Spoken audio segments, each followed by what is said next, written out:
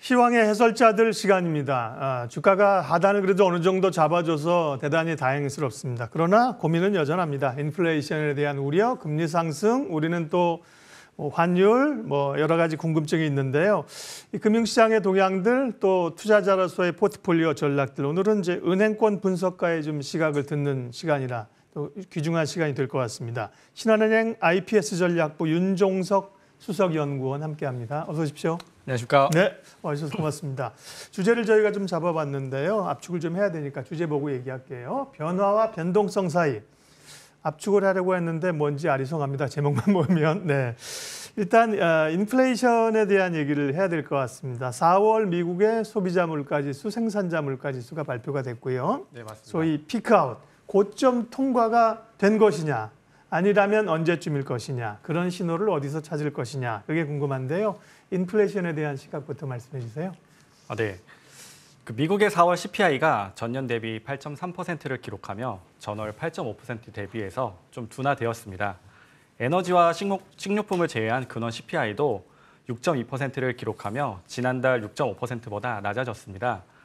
물가의 피크아웃이라는 측면에서는 좀 긍정적이지만 시장 예상치였던 8.1%와 6.0%에는 각각 미치지 못하면서 물가에 대한 우려가 좀 지속되고 있는 상황입니다.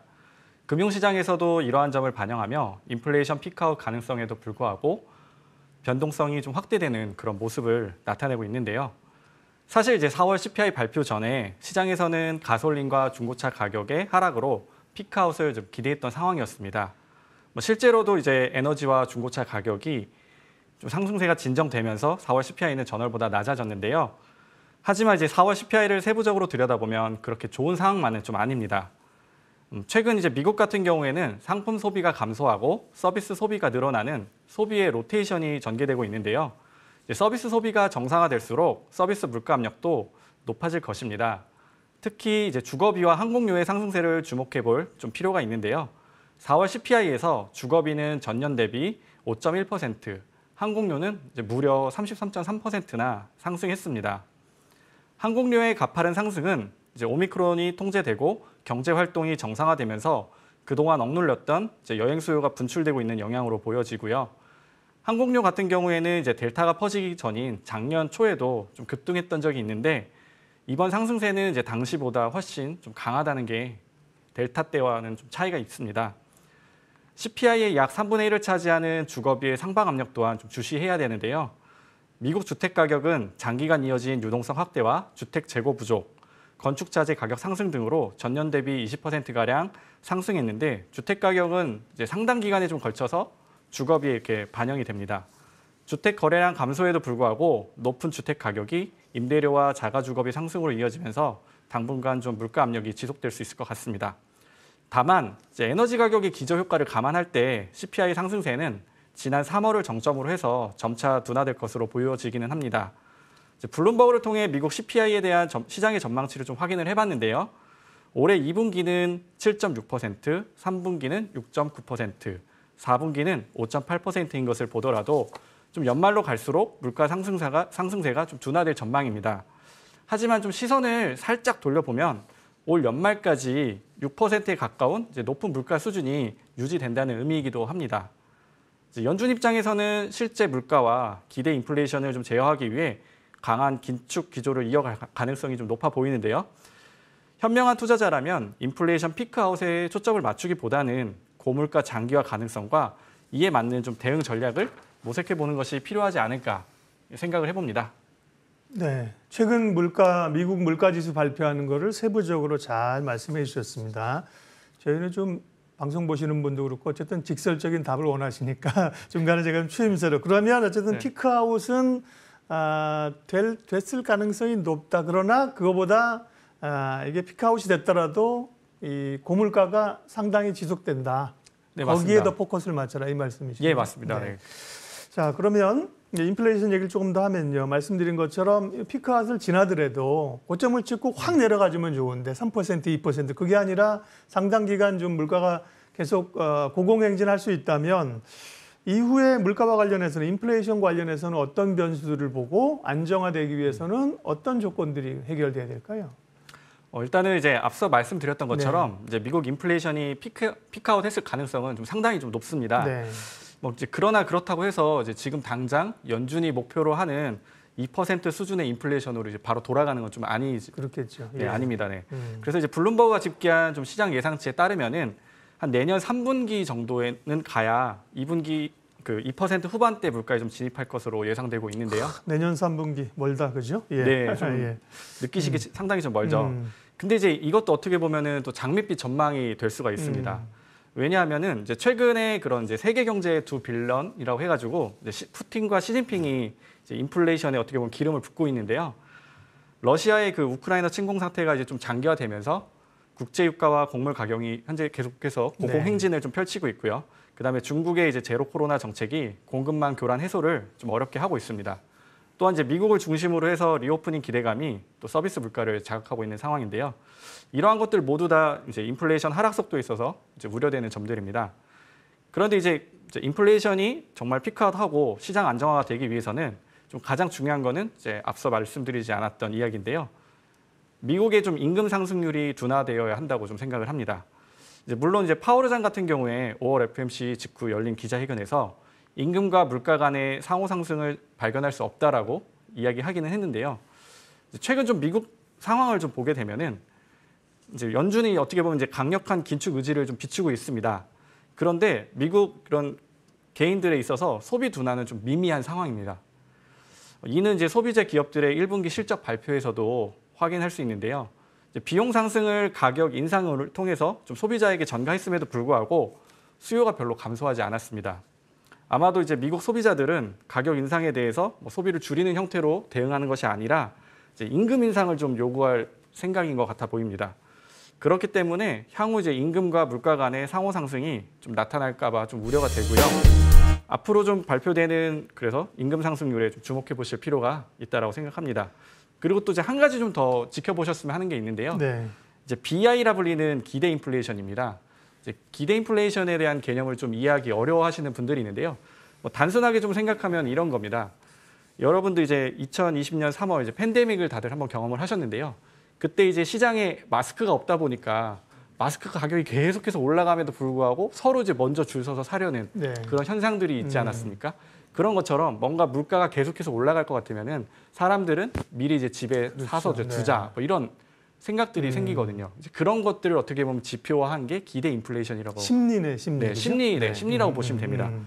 네, 그래서 이제 연준에서는 이제 이런 연준 위원들이 시장에 나와서 계속해서 기대 인플레이션을 꺾기 위해서 노력을 하고 있지만 실제 아직 꺾이지 않는 모습이기 때문에 향후에 좀 이 지표가 언제 꺾이느냐 이것도 좀 주목해 보실 필요가 있다고 생각을 합니다. 인플레이션은 가장 핵심적인 이슈인데요. 정리를 잘 해주셨습니다. 피크아웃이냐 아니냐 그보다도 장기와 고공행진하는 물가가 언제쯤 꺾일 수 있을까 그 추이를 보라는 거고요. 그러기 위해서는 임금 상승률.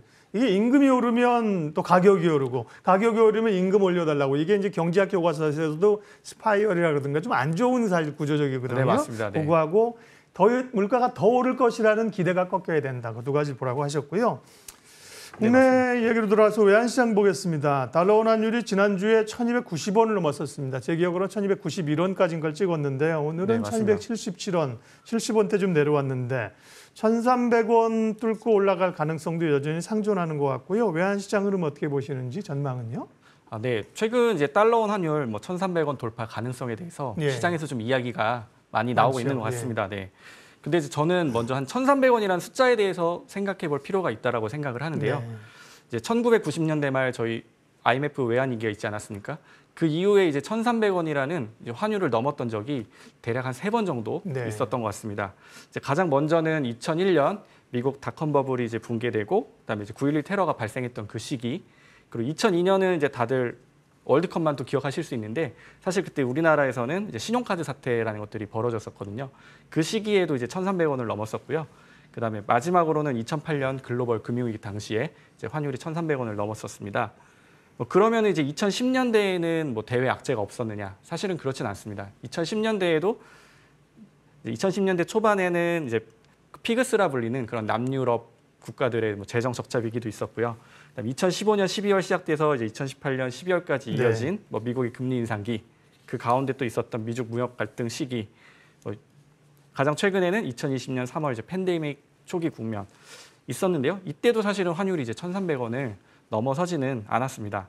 그렇기 때문에 시장 참여자들 사이에서는 이제 1,300원이라는 숫자에 상당한 좀 심리적 저항선이 있는 것 같은데요. 그리고 또 지금 1,300원을 뚫고 올라갈 만큼 우리나라 그런 경제 기초 체력이 나쁜가라는 생각도 듭니다. 그래서 이제 결론을 먼저 말씀을 드리면 미국 연준의 공격적 긴축 의지에 기반한 달러화 강세가 1,300원 진입을 촉발시킬 수는 있다고 생각합니다. 이제 다만 이제 국내 경제 펀더멘탈을 고려했을 때 그럼 1,300원대 환율은 좀 과도한 측면이 있다라고 생각을 하고요. 네. 하반기로 갈수록 좀 1,200원대로 이렇게 하향 안정화될 거라고 생각을 좀 하고 있습니다. 네.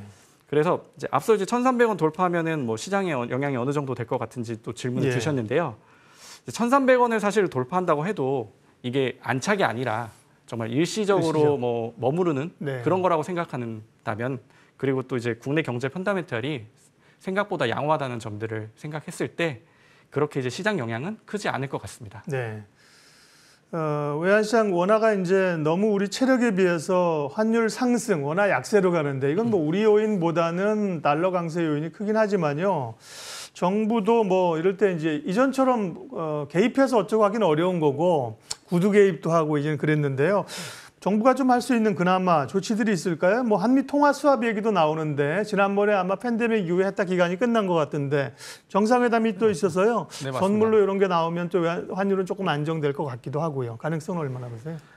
일단은 우리나라 같은 경우에는 네. 2014년을 기점으로 이제 대외 순채권국으로 좀 전환이 되었습니다. 네. 그리고 현재 좀 외환 보유고라든지 아니면 CDS 프리미엄 등을 볼 때 대외 건전성은 좀 양호해 보이는데요. 이제 양호한 대외 건전성에도 불구하고 당국의 좀 외환 시장 개입이 예상되는 뭐 이런 점들이 있기는 합니다. 네. 이제 그 배경에는 어떻게 보면은 고물가, 고금리, 고환율 등 이제 3고 현상이 본격화되면서 서민 경제 악화 등에 대한 우려가 높아지고 있기 때문인데요. 이제 에너지 순수입국인 우리나라 같은 경우에는 이제 고유가가 계속되면서 또 고환율이 또 지속된다 그러면은 전반적인 이제 수입 물가 상승이 초래되고 이는 다시 이제 국내 물가를 자극하게 됩니다. 아마도 이제 외환 당국도 좀 이러한 점을 우려하고 있는 거 아닌가라는 생각이 듭니다. 이제 앞서 말씀해주신 이제 한미 정상회담을 앞두고 나서 한미 통화스와프 재체결 논의가 좀 있는 것으로 좀 알려지고 네. 있는데요. 이제 우리나라가 그동안 미국과 맺었던 이제 통화스와프 같은 경우에는 규모와 기간이 한정된 그런 일시적 통화스와프였습니다. 네.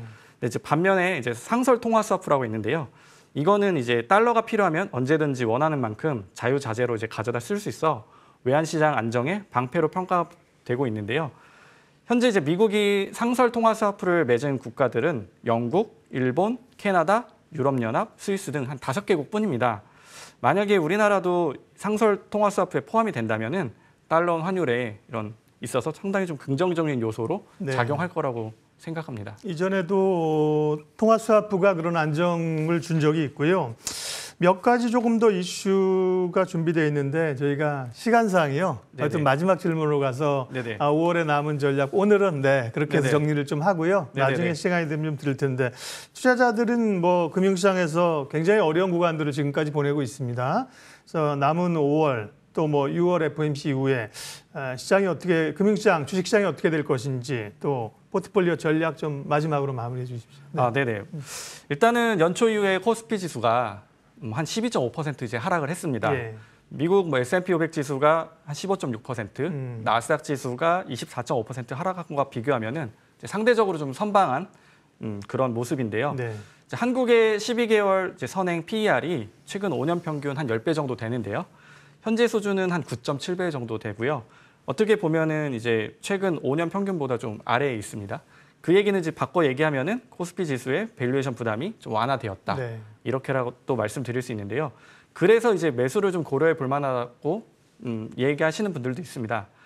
그러나 이제 제가 생각했을 때는 한국 기업들의 이익 모멘텀이 좀 뭔가 이렇게 드라마틱하게 올라가야 되는데 앞으로 2분기, 3분기, 4분기에 그러기는 좀 쉽지 않은 상황 같아 보입니다.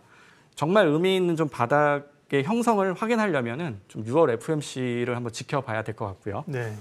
그래서 제가 이제 말씀드릴 수 있는 부분은 기업 고유의 그런 독점력이 있는 그런 기업, 그다음에 이제 배당을 줄 수 있는 독점력 있는 기업, 가격 인상을 할 수 있는 독점력 있는 기업들을 좀 중심으로 해서 그런 기업들은 뭐 지금 시장 상황에서도 차별화된 주가 흐름을 보여줄 수 있을 거라고 생각을 하거든요.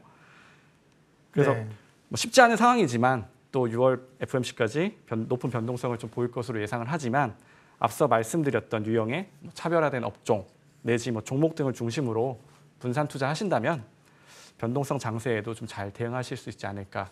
마지막으로 뭐 조심스럽게 이야기해 봅니다. 네. 시간이 좀 제한적이어서 오늘 구체적인 뭐 섹터나 이런 기업이나 얘기는 못 들었는데요. 오늘은 이제 전반적인 인플레이션에 대한 사실 함의나 생각 이것만 정리를 잘해도 큰 도움이 됐을 걸로 보고요. 또 이후에 좀 시간을 내서 구체적인 이야기 하도록 하겠습니다. 오늘 시황의 해설자들 신한은행 IPS 전략부 윤종석 수석연구원 함께했습니다. 고맙습니다. 네, 고맙습니다.